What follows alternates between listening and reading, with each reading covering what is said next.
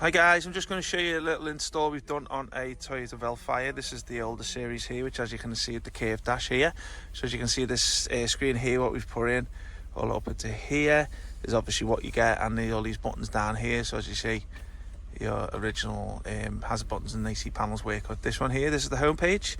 You can get customize these icons along here. I am going to keep it short today, so only reason being is the customer's waiting to go, but obviously there's a few icons along here like navigation, radio.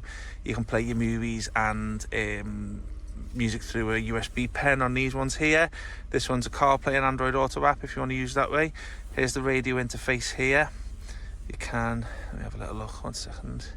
You can put your frequency in there and your FM. There's a little slide way of sliding it up here, 1 second. Let's get rid of that screen. There you go, you can slide up and put all your pre-tunes in there. And let me go back to the applications. This is where all your apps go into in the background. You got Bluetooth aux. We've installed a DVR camera today, which is there. So obviously you can see this is a crash camera that you can put on. Let me go back there. We've also put on TPMS. This is another one where it's a tyre pressure monitoring system. This is an optional extra which you can put on with the DVR camera. It does work with the steering wheel controls, if you can see me doing them here.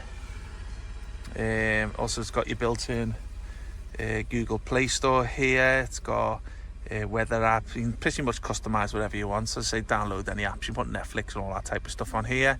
So there's your DSP sound processor. So obviously you can customize the sound output on there if you wish.